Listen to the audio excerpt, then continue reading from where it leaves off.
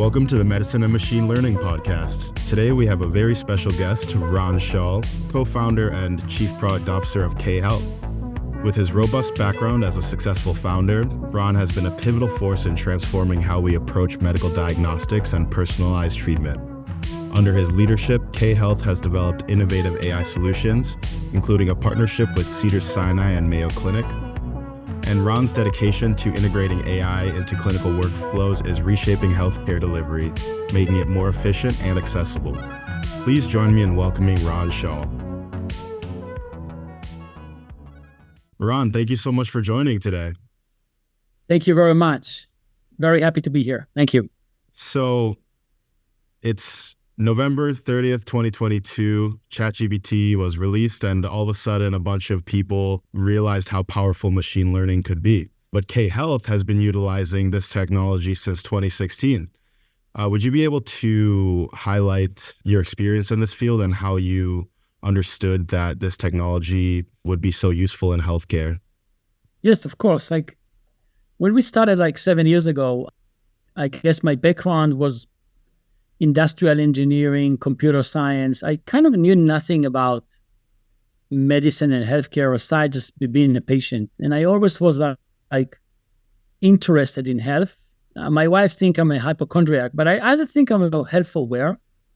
And I was always intrigued by physicians. I always tried to understand how decision-making process work.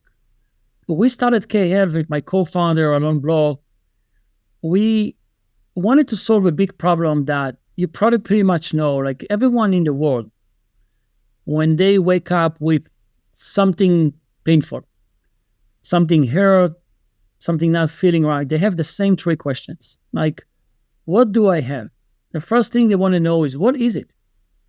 Then they have another question, basically, what else could it be? So people just want to make sure this headache is not a brain tumor. And then the third question is okay, I just want to go back to my happy life. How do I treat it? So those three questions, what do I have? What else could it be? And how do I treat it? Are simply really hard to answer. And in order to do it well, 7 years ago, you went online, you tried to Google your symptoms, and you got pretty much inaccurate or sometimes alarming or very inconsistent information. This is a mathematical problem. A diagnosis, a treatment, an accurate answer is something that, giving enough data, you would be able to compute. And traditional medicine, machine learning, or more advanced machine learning, or generative AI or predictive AI, you can use all of those techniques, but eventually you can get to that ability to empower patients. And we started conversation between a physician and a patient. We wanted to teach a computer system, and we knew that we have to teach the language of medicine. So this was 7 years ago, so people was less familiar with the large language model, but it was the same large language model back then. Natural language processing, all those techniques about trying to teach a computer the language of medicine. But we needed real data. And we kind of knew that understanding medicine will be beyond training machines on public information. No doubt that the current GPT, chat, that they can do a lot of good and help people, but they will lack the experience and know-how that physician. And just by feeding them with public information, web data, sources, those algorithms will never excel and get to the level of accuracy. Now, in medicine, we have to be accurate. We cannot be 80% of the time correct and then hallucinate 20% of the time. Our margin of error in medicine needs to be extremely low. So that brought us to take a novel approach and build a language model that was fed by 400 million doctor notes.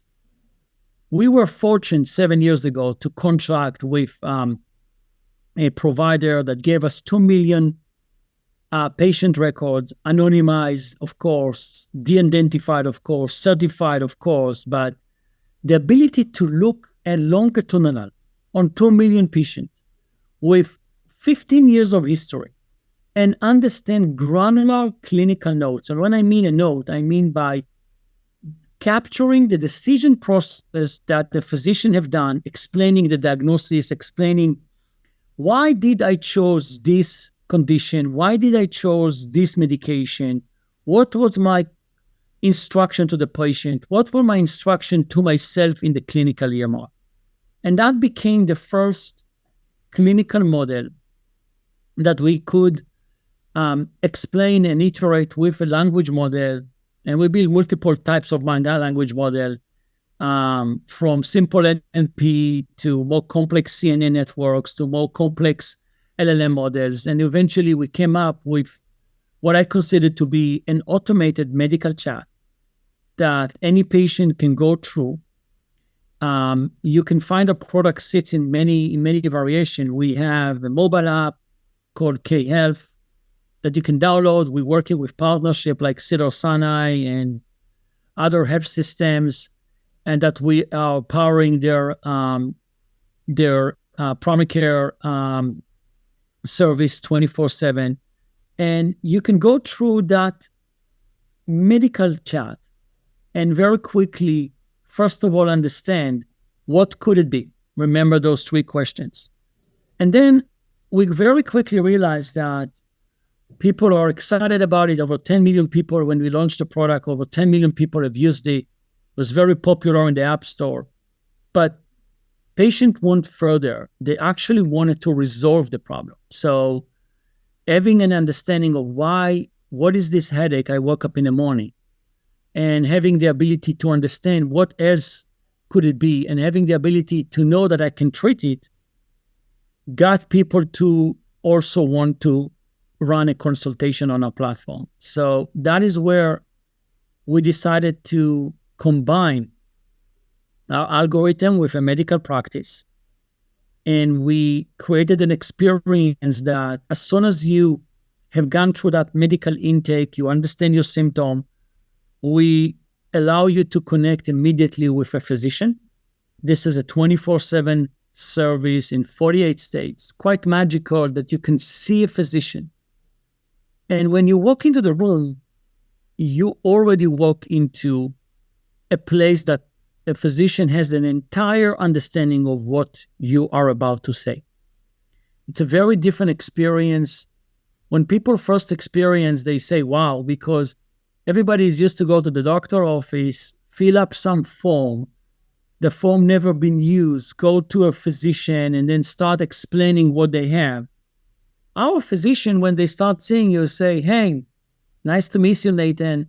We already know what you complain about. Let me ask you furthermore questions about it.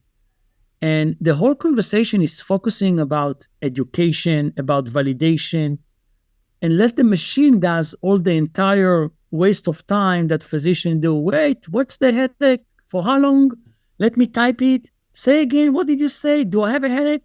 Like, I'm not sure. Like, we took that and we created an augmentation that works both sides. Now patients feel empowered and the provider is still empowered. The provider is walking in a room and having a perfect chart, being basically presented. The physician does what he does, making really good decision based on a lot of information. So that's really kind of the promise of how we thought about it and what eventually came up to life. Yeah. Yeah, there's so many great things there that you just said. I would love to backtrack a little bit and talk a little bit more about the notes that you got originally. So you said you got 400 million doctor's visit notes. Were those all unstructured notes when you got them? And did you have to end up analyzing them and making them more structured? Or yeah, those were pretty much unstructured. By the way, when you look at the EMR, doctors don't write their notes in a very easy way. Yeah. Out of shortcuts, we had to build we had to basically train a clinical model to understand that from scratch. That's why I emphasize that I think to get to the wisdom of physician just from reading public information like the GPTs of the world are doing is going to be harder. We got to basically understand, reverse engineer and understand, teach the model that when a physician asks about a headache, he may also ask about a back pain. When he asks about a headache, he may ask for how long it's happening. And it's a very, very important second question. How long? Is it started yesterday or started a week ago? And so forth. So during that note understanding, we created a graph that represent pretty much the book of medicine. And now we know that when somebody has a headache, our machine immediately will say, wait a second, I have to ask about, if it's a headache, I have to ask about how long it is. And that knowledge have created a wisdom, and that's pretty much the idea of the algorithm behind it. And we did have to structure that. We had to do a lot of work. A lot of people like to think about machine learning as the algorithm. Machine learning is really hard work, just cleaning up the data.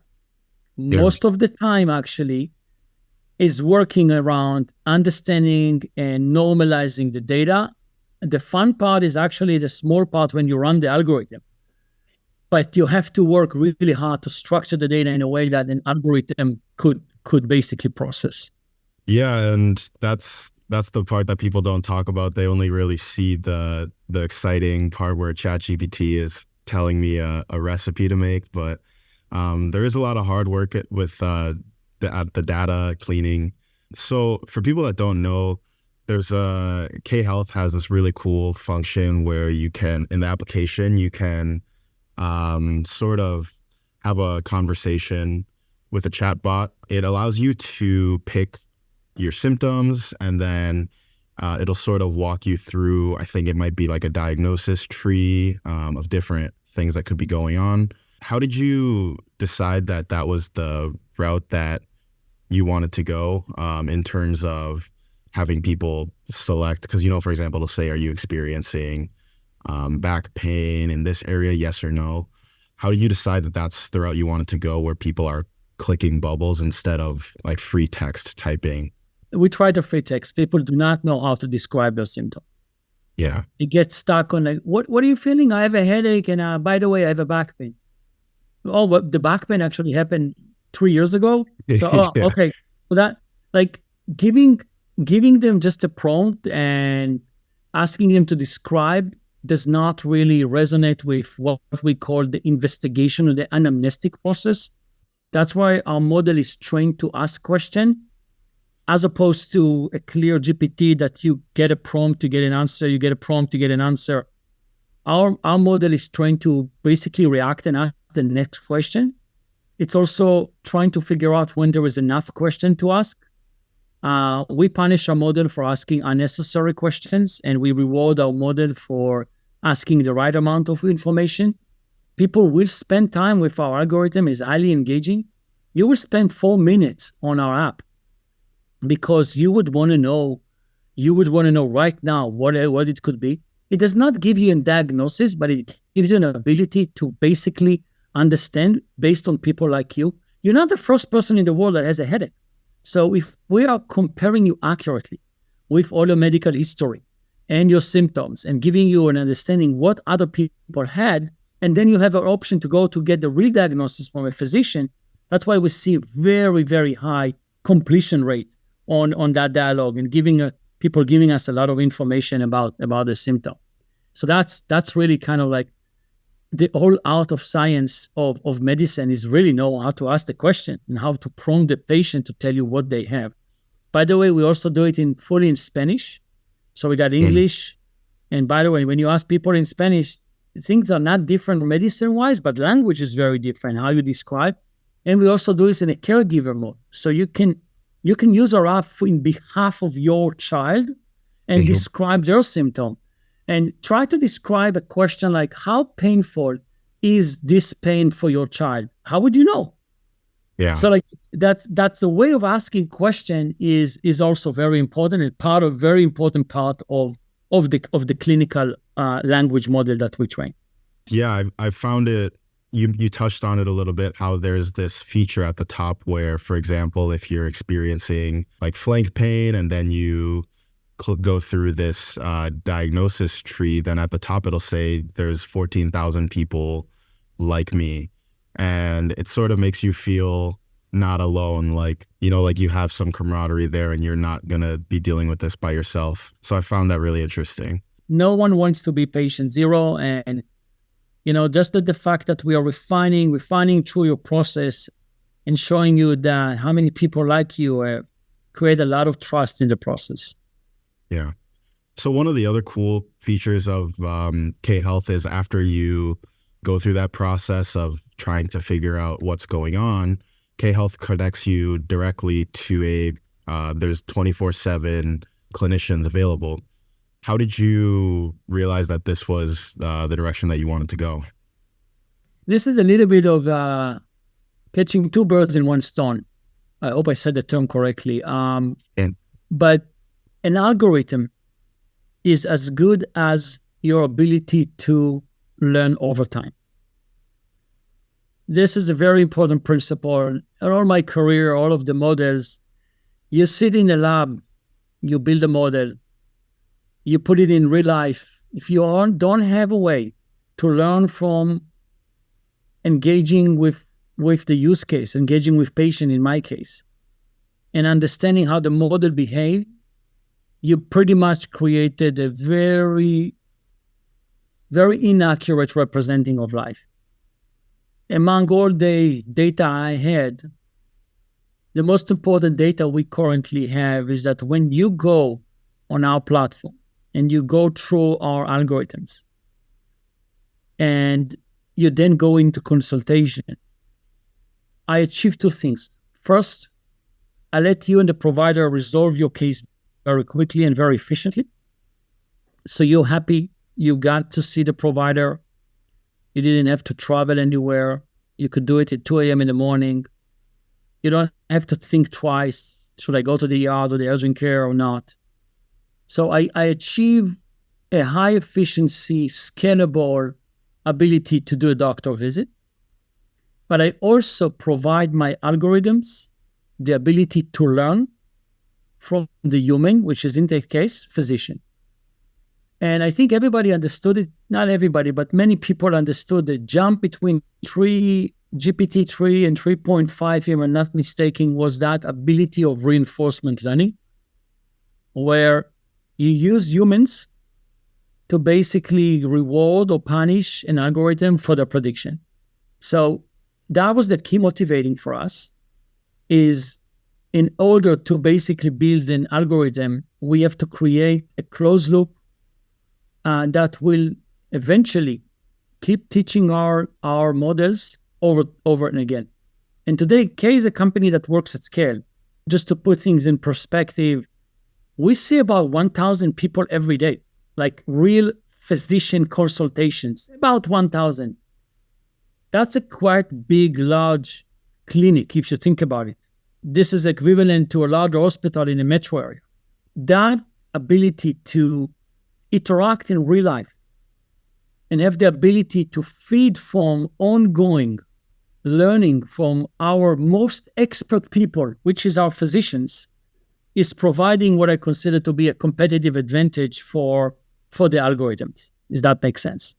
Yeah, that's perfect. And I think it would be interesting to talk a little bit about the business side of K-Health. Investopedia defines a unicorn company as a company valued over 1 billion. And according to Crunchbase, K-Health is a unicorn company. So congratulations.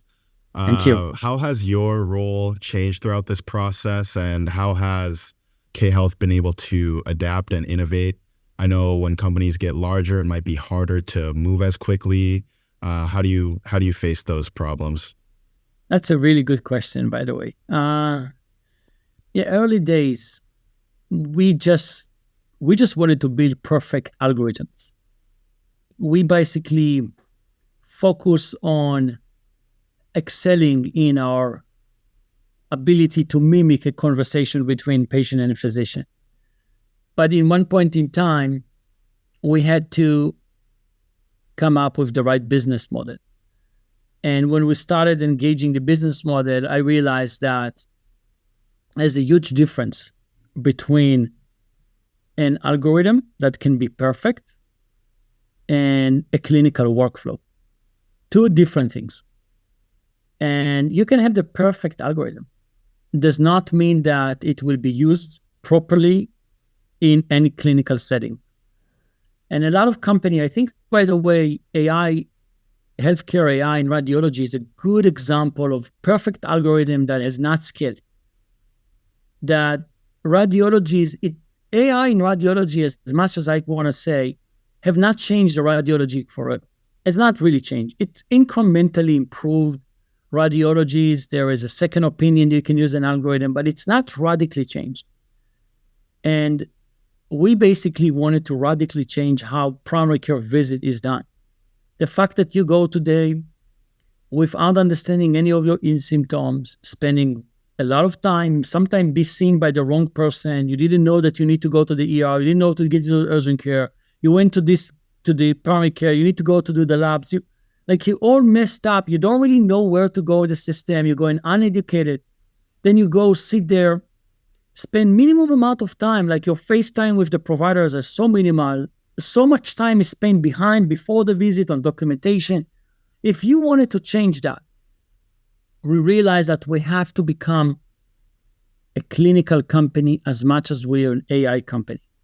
And that's something that I learned very, very, in all my previous companies. If you want to change something, you have to do the full stack. You can't just be one part of the chain and then ask the chain to change. You can't be an algorithm and then go to other provider and tell them, hey, maybe use my model. So that's where everything got connected. It's about figuring out that we are not an AI company and we are not a clinical company. We are a clinical AI company. And we wanted to operate a model and we wanted to operate patients. That is a big decision. You know, a lot of companies do not want to get their hands dirty. Dealing with patient is dealing with a lot of responsibilities. And that is kind of like where our wake-up call was. And that's a step that we made that I'm so proud of. And that completely changed who we are. Like from a company that focused on optimizing model, now we're a company that managing over 100 physicians. That's a completely different skill, different task, and do it at scale and do it with partnership such as the Mayo Clinic or the Cedars-Sinai and hospitals like that. That's a very, very high bar to fit. And now you're playing the big boys game. Yeah, speaking of the big boys game, I'm sure your role has evolved quite a bit throughout that time. I know like at the beginning stages of a startup, you might be having so many hats and doing so many different things. How has your work changed personally throughout this process? Well, I get to spend much less on what I love. In the beginning, I was just a data geek. Most of my day was like working with the guys. We had a really interesting combination of teams. We had one room. You had neural network, NLP, algorithm developers. You had physicians. You had data science, data manipulation. You had engineers, product, all sitting in one place, try to figure out how to build an experience that will be enticing to patient, accurate for physicians. I get to do much less now. I get to be more on the forefront of a partnership and dealing with aspects of scale, figuring out how to better position product market fit. So it's changed very, very different from the ability to iterate with the guys on the algorithms to spending most of my time with client partners, especially in healthcare. Legal, compliance, security became part of my job. By the way, you have to like those things. You can't dislike those things. You have to develop you have to be attuned. This is a category, an industry that requires a lot of precision. And you have to understand all of those things. You have to understand the regulatory aspects. You have to understand the privacy aspects. So that's kind of a very dramatic change from, being in a lab and develop models to kind of more like on the forefront of patient healthcare. Yeah. Yeah, it's really interesting. Your initial passions probably lied with the design and development phases, and now that your company is so large, you have to sort of zoom out and be more of the big picture leader and be the conductor of how everything's going, right? Yeah, but Nathan, I do keep myself close. I allow myself to be involved in special projects, and we just, every time we iterate, we want to do the next version, and that next version, we still keep that mentality and that small startup focus on recreating an algorithm. We are coming up now with our own version of generative AI that we want to complement with our predictive AI. And we decided to build our own large language model. We wanted to train it to be accurate. That I still get to do. Wow. So I still get to stay in the forefront of our next generation, but obviously the vast majority of the time I actually spend on scaling the company and operating. Well, that's nice then. That's nice. You get to still get your hands dirty and do the fun stuff as well. Let's move a little bit here into some of the partnerships, perhaps. So the Cedars-Sinai Virtual Platform. So according to them, the Cedars-Sinai Connect harnesses AI technology developed by K-Health to reduce administrative burdens such as data entry, freeing doctors to focus more time on patient care. K-Health helps patients manage their acute, chronic, and preventative care needs through its platform and harnesses medical knowledge and real patient experiences. So how did this partnership come about, and how does K-Health partner their platform, as well as what makes this partnership unique? So that's 3 questions. Cedars-Sinai is like an excellent number 1 in hospital in California. And Cedars-Sinai and I just started discussing, and we realized that there is a win-win here. We have a platform and ability to extend primary care in such a way that first, patient-like, 24/7, remote, doesn't have to do a doctor visit, but also work very, very integrated with brick and mortar.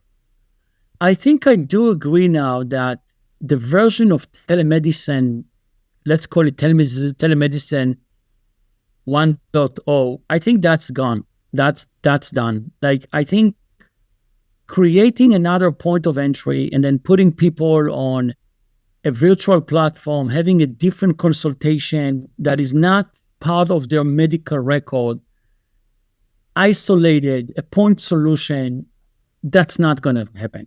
We can see that this happened during COVID. There was no choice. People went to the platform, got some antibiotics. But if you want to manage people longitudinally, you have to do it in an integrated care delivery model.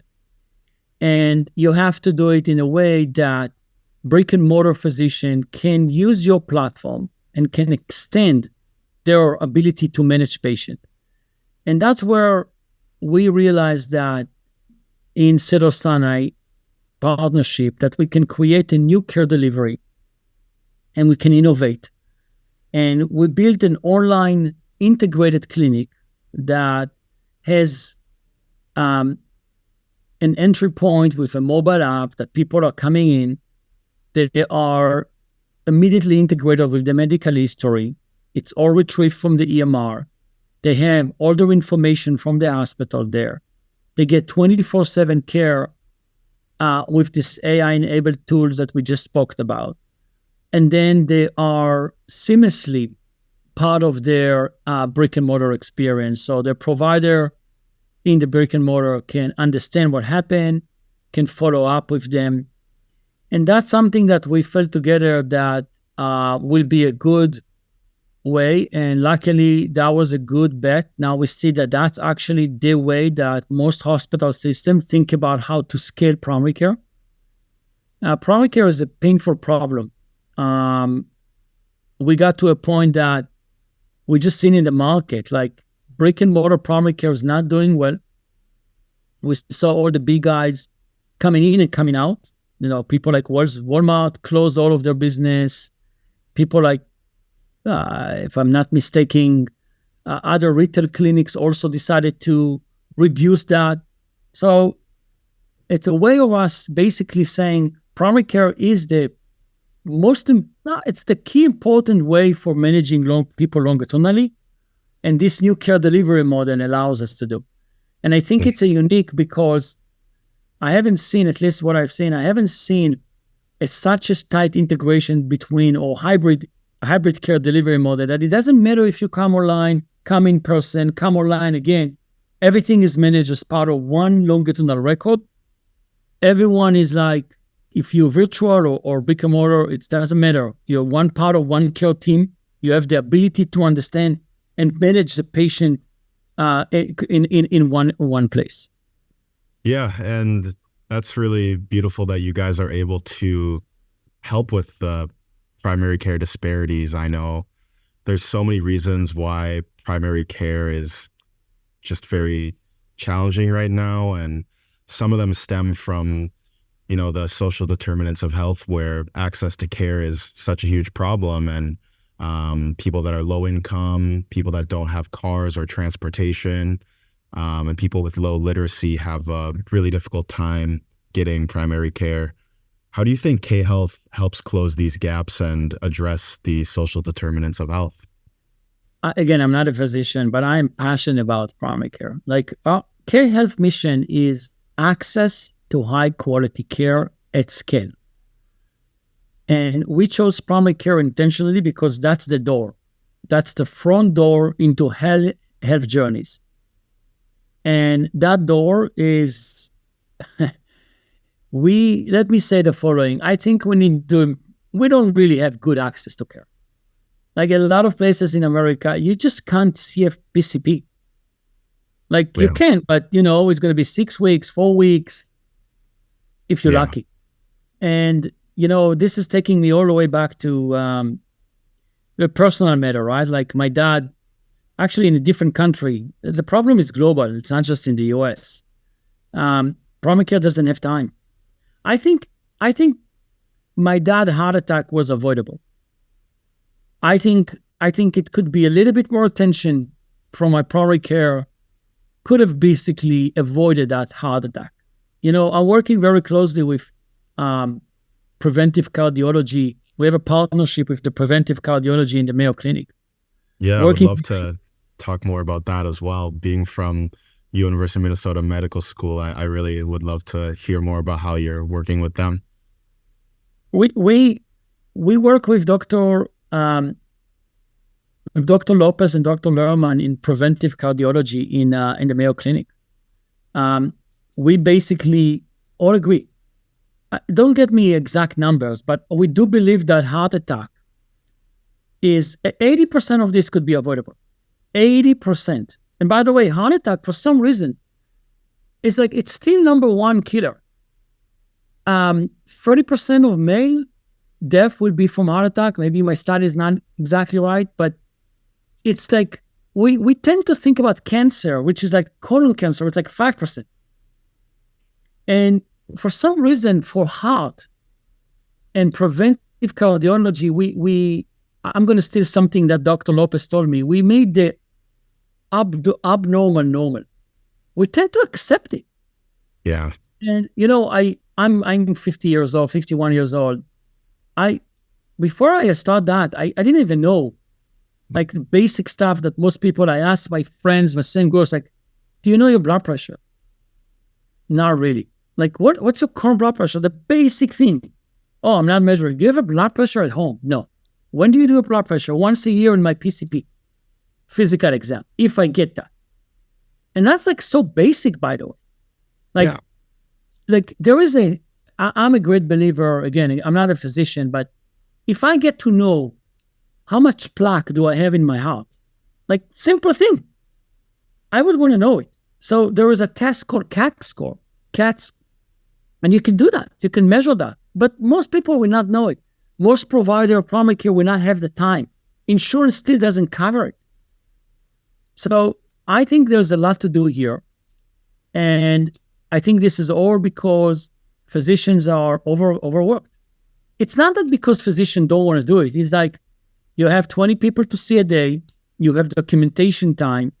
You just don't get to do the preventive stuff. And this is where augmentation of your job, and I'm not speaking about some kind of an ambient tool that can write a note for you. I'm speaking about a real augmentation. Some kind of an AI system that can help you proactively manage your patients. Wow. And that's things that we're going to build. When you on the K platform or the Cedar Connects platform, our AI will ask you those questions. We will be proactive about it. We will say, hey, there's a care gap here. Internally, we don't say to them, but we want to know your A1C. We don't know your A1C in the last 6 months. You may become pre-diabetic. We want to avoid that. Or we need to get your blood pressure.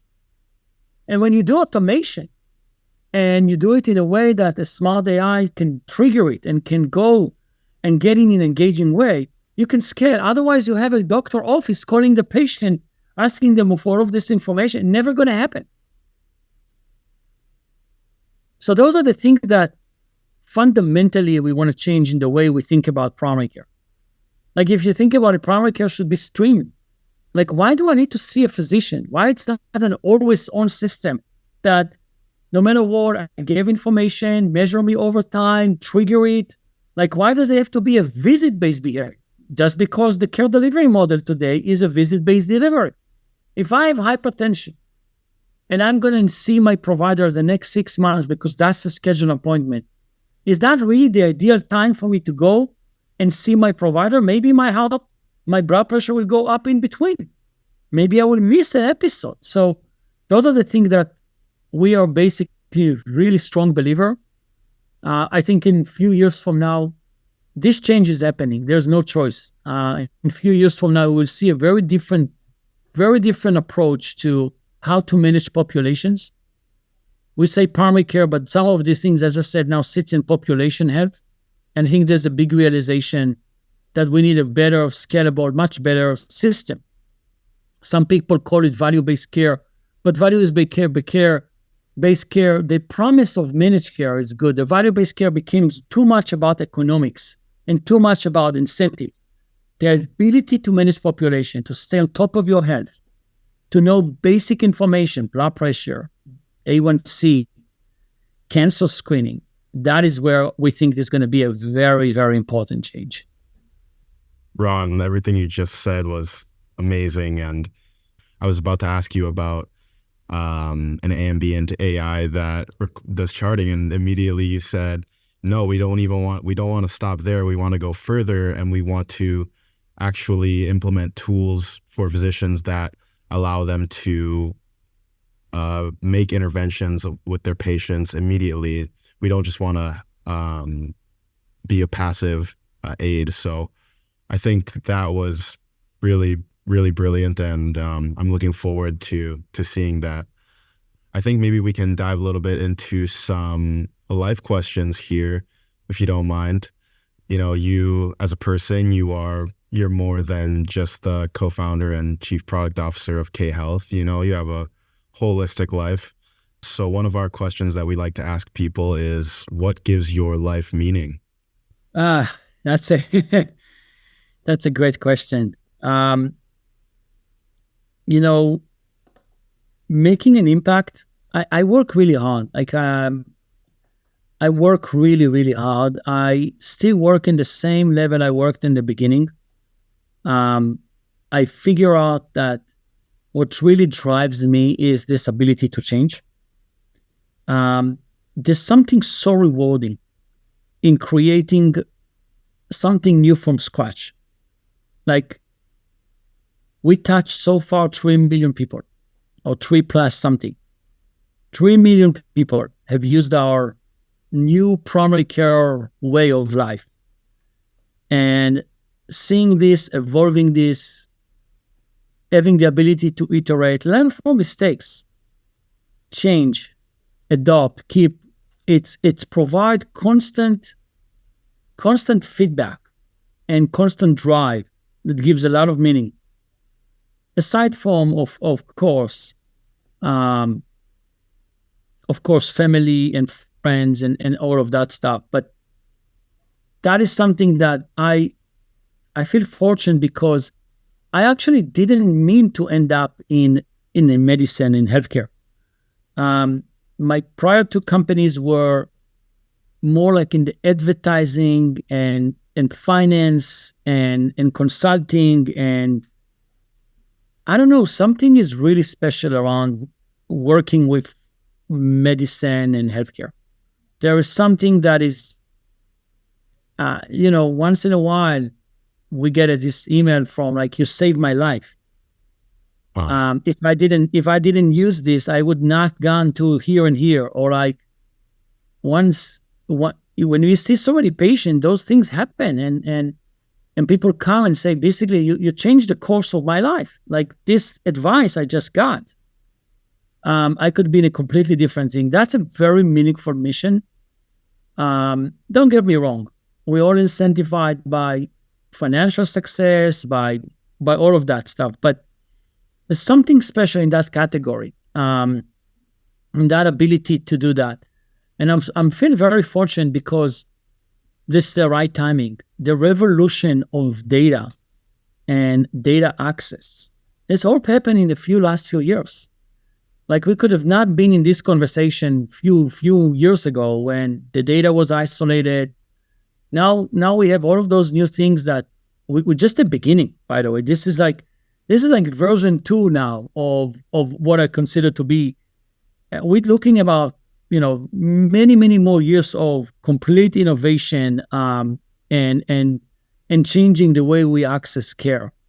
And obviously, I do strongly believe that the change is real. I think AI has arrived. I think it's not going to go away. I think everybody understands. Some people have a hard time adopting. Some people will be resisting. But overall, this is going to be for the good. Because more people, reminds me of what our mission is, more people will be able to get access to high quality medicine. Yeah. And especially when you try to chart the future, it's really difficult to see how things are going to go. But what advice do you have for young people in these uncertain times where we don't know where AI is going to go? We don't know what the job markets are going to look like. What advice do you have for young people? Young people should try. First of all, try. You have a lot of mistakes to do. If you don't try, you're not going to make mistake, but you're also not going to get. You're passionate about something. Think about what problem you're solving. Think micro, not macro. Don't try to speculate what's going to happen with AI. Is it going to be here tomorrow? Try to solve a real problem. Don't try to build something that no one wants. Make sure that you validate your problem statement. Make sure that your problem statement is big enough. Make sure that you can actually focus and create something that is not just incremental. And if then keep pursuing it. Most likely, you will fail in the beginning. Most likely. That failure is going to build the next success.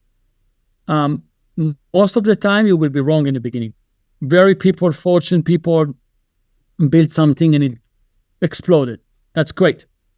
But that's like the 0.01% of us. Most people need to iterate consistently. But if you validate it in the beginning, the problem statement, and you really solving something that people need, it doesn't matter. It doesn't matter in the end. You eventually, if you're just consistent enough, you will be able to be successful. And I think talking about AI as a category is really kind of like too simplistic. Like yeah, I mean, might be living through an hype now, and I don't subscribe to this AGI, not AGI. We're gonna replace humans, job, all of that stuff. I think I think personally, I think the models are far from AGI. By the way, I think there's still going to be a time that we're going to see another quantum leap in model ability to predict. I think K-Health is close to on the quest of automating some medical decisions.